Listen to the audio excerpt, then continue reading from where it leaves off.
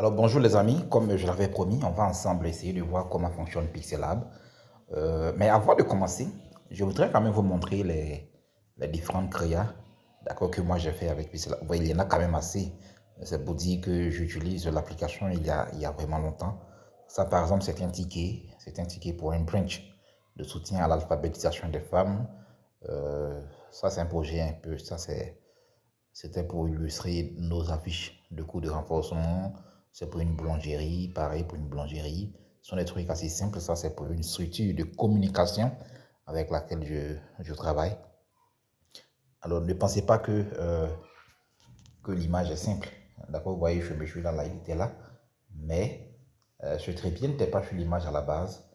Et aussi le drone. Le drone aussi n'était pas présent.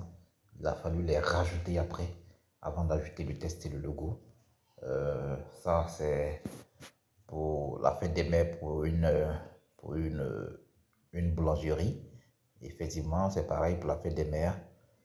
Donc, vous voyez qu'il y a quand même plusieurs projets, d'accord, plusieurs projets que je fais sur Pixelab. Ça, c'était pour illustrer un livre, d'accord, pour illustrer un livre que j'ai écrit, Le Fils du mal et de l'amour. Donc, je l'ai fait aussi sur Pixelab. Bien sûr, j'utilise parfois d'autres applications, mais dans ce tutoriel, nous allons utiliser uniquement Pixelab. Alors, on va sans doute, sans plus tarder, on va ouvrir l'application. D'accord, moi j'utilise le Pixelab Dark, mais vous avez la possibilité d'utiliser tout autre type de Pixelab. Donc, quand on ouvre l'application, vous voyez qu'on a un fond, et puis on a un test par défaut qu'on peut modifier à notre guise.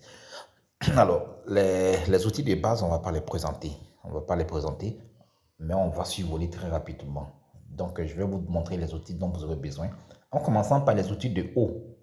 Les outils de haut, on a l'outil pour ouvrir les calques. Pour ouvrir les calques ici, vous voyez qu'on a un seul calque, le calque défaut. Si par exemple, j'ajoute un test, un nouveau test, vous voyez, j'ouvre, ça crée automatiquement un autre calque. Si j'ai créé par exemple une nouvelle forme, vous voyez que cette forme aussi, on va avoir son calque créé. C'est très important pour ordonner les calques. On a l'outil de quadrillage, c'est très intéressant. C'est très très intéressant. On peut rendre ça magnétique. Alors il détecte les mouvements, vous voyez. Là il est magnétique. On peut désactiver l'effet magnétique. On peut même modifier le quadrillage comme on le souhaite en ajoutant, d'autres lignes ou bien en supprimant des lignes. Voilà, donc c'est très, très, très important. Moi, je l'utilise énormément pour connaître la position réelle de tous ces trucs que j'utilise. Il y a aussi cet outil loop, voilà, que j'utilise aussi, d'accord, pour plus de détails lorsque je vais positionner les éléments. Donc, c'est très important. Pour activer, on appuie sur la loupe et puis, enfin, on appuie sur la loupe et on agrandit. Pour désactiver, voilà, pareil, on dézoome ou bien on appuie seulement sur le chiffre 410, j'appuie et ça dézoome automatiquement et je désactive en appuyant sur la loupe. On a l'outil retour, d'accord, que vous allez pouvoir utiliser et également, voilà. Donc, ce sont les outils, les icônes qui sont en haut. Maintenant, ce qui concerne les icônes qui sont en bas, on a des fenêtres. Totalement en bas, ce sont des fenêtres. Et puis, dans chaque fenêtre, il y a des outils. Vous voyez qu'on est sur la fenêtre du milieu, c'est la fenêtre de forme et d'image importée. Vous voyez, on va commencer d'abord par la première. Cette première fenêtre, c'est pour mes projets. On a également les fonds par défaut. Donc voilà le fond que j'ai par défaut qu'on peut changer. D'accord? Qu'on peut changer. On va garder sur le fond par défaut. C'est ce qu'on a sur la première fenêtre, les trois cercles là. Ensuite, la fenêtre A, c'est pour les tests. Vous voyez que si il sélectionne pardon, le test défaut sur l'écran, vous allez voir que les options, toutes les options pour un test vont s'afficher. On peut changer le style. Moi, j'ai déjà enregistré des styles. Donc, je vais parcourir mes styles.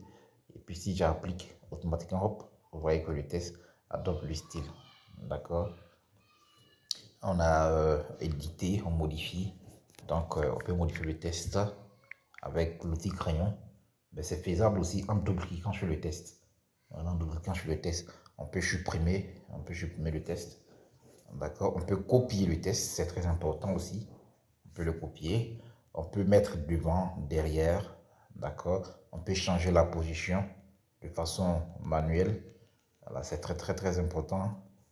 On peut choisir les positions relatives là pour centrer. D'accord. Donc, ça sont les positions relatives. Ça, c'est la taille du test. Je vais choisir un test pour que on puisse bien comprendre. Donc, ça, c'est la taille du test. D'accord. La taille qu'on peut augmenter manuellement et diminuer. Ok, je suis supposant que vous voyez le test. Voilà. Donc, la taille, on peut augmenter manuellement en utilisant les deux ronds qu'on a sur les bords. On a aussi ce qu'ils appellent le pending. Souvent, il y a des tests. Quand tu écris, vous voyez le début là, c'est un peu caché à cause de la police. Je vais choisir, je vais changer la police et vous allez voir de quoi je suis en train de parler. Euh, je vais choisir, par exemple, cette police-là. Je pense que ça va faire le truc. Hein. Oui, ça fait. Vous voyez que le haut ici est un peu coupé. Donc, c'est l'outil pending qui permettra, d'accord, de régler ce problème-là. Voilà, de régler ce problème-là. Donc, c'est un outil également très important. On a la couleur. La couleur, on peut choisir une couleur unique ou bien on peut choisir une couleur dégradée. Voilà, on peut modifier le dégradé comme on souhaite, changer les couleurs et tout. Donc ça c'est la couleur. On a la texture, on peut choisir une texture à notre test, c'est très faisable. C'est-à-dire on prend une image et on attribue cette image au test. C'est très faisable et c'est très intéressant sur Pixel Lab. Donc je vais vous montrer un exemple. Je choisis une image comme ça, vous allez voir. Euh, Là, ok, allons, voilà par exemple l'image. Je vais prendre la texture or.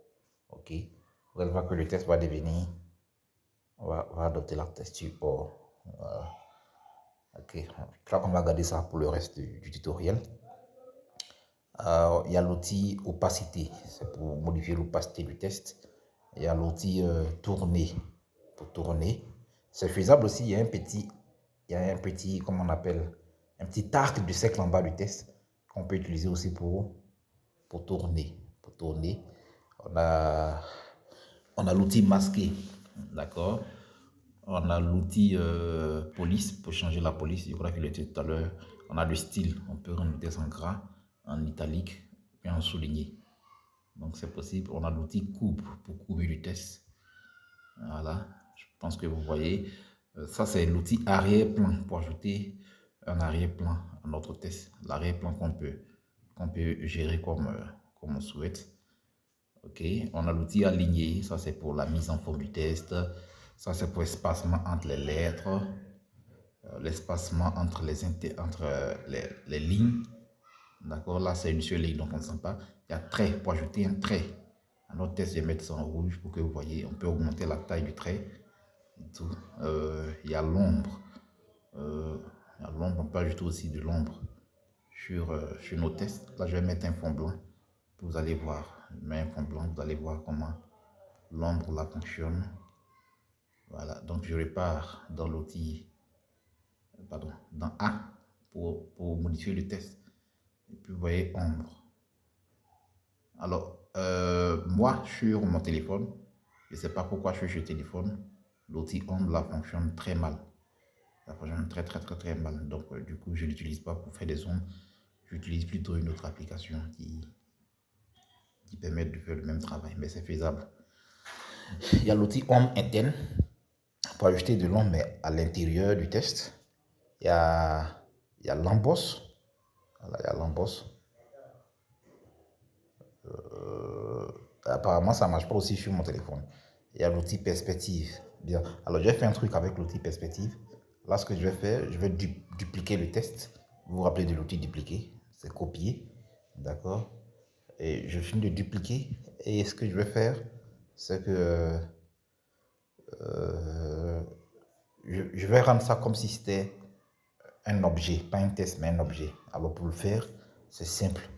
Tu crées un calque, pardon, de forme. D'accord, un calque de forme que tu fais sortir de l'écran. Ensuite, on va sélectionner notre test. D'accord? Et notre calque de forme qui n'est plus sur l'écran. et puis on va le fusionner avec ça.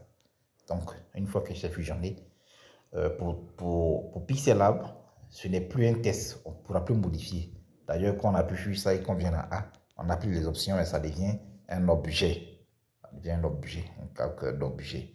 Voilà, un calque d'objet, par exemple, qu'on peut rogner, ou bien ici, voilà, qu'on peut renverser, qu'on peut activer la rotation. Donc, ce qu'on va faire, on va diminuer, par exemple, l'opacité de cet objet. C'est pareil comme pour l'outil test. Vous voyez ce que je suis en train de faire, ça fait l'ombre. D'accord? Et puis, on va utiliser l'outil perspective. On peut faire comme si l'ombre là était projetée. Donc, vous voyez, ça fait quand même un tout petit effet. Un tout petit effet sympa, d'accord, que vous pouvez utiliser. C'est bon. Alors, on revient à l'outil test. On a notre test tuto. Et il reste quoi d'autre? On peut rendre le test en 3D, dans la rotation 3D X, Y, Z. Voilà. On peut rendre le test en 3D dans lui-même. Voilà. Il y a l'ombre du test tout à l'heure. J'en ai parlé. Ce genre d'effet. Ah là, ça fonctionne. Ça fonctionne. Ça, c'est l'ombre au sol. Il y a la réflexion. Voilà, c'est ce que j'ai fait tout à l'heure manuellement. Mais pour dire qu'on peut aussi le faire de façon automatique dans Pixelab. Mais manuellement, moi, j'ai plus de maîtrise, donc je préfère faire ça manuellement. Donc, voilà. Ici, c'est pour créer, comme je l'ai dit, c'est pour importer soit une image. Lorsqu'on importe une image, on a les mêmes, d'accord? On a les mêmes options que .test. On a presque les mêmes options que .test. Presque les mêmes options. Mais avec des options en plus. On a par exemple ça, effaceur d'image. Ça peut effacer une couleur. Donc ça peut effacer la couleur qu'on va choisir sur notre test. D'accord? Vous voyez comment on peut supprimer une couleur sur Pixelab. Il y a tourné 3D, il y a tous ces trucs-là. Et puis ici, c'est pour modifier l'arrière-plan. L'arrière-plan. Ici, je vais mettre l'arrière-plan en rouge, c'est faisable. En vert, c'est faisable. En noir, c'est possible. En dégradé. D'accord? En dégradé aussi, c'est possible. D'accord? En dégradé, c'est possible. Donc, je pense qu'on va mettre ça en noir. Ok, c'est encore plus intéressant. Là, on supprime cette image que j'ai importée. L'arrière-plan peut être une image aussi. On peut modifier la taille, ça peut être transparent. Ça peut être transparent. On peut utiliser une image dans Pixelab, voilà les images de Pixelab, ou bien une image de notre galerie, ou bien une image de notre caméra. Maintenant ici, c'est pour les effets comme luminosité, contraste et autres. Là, on aura le temps de revenir sur tout ça. Donc voilà, pour ne pas être long, je vais m'arrêter là et puis on passe au prochain tutoriel.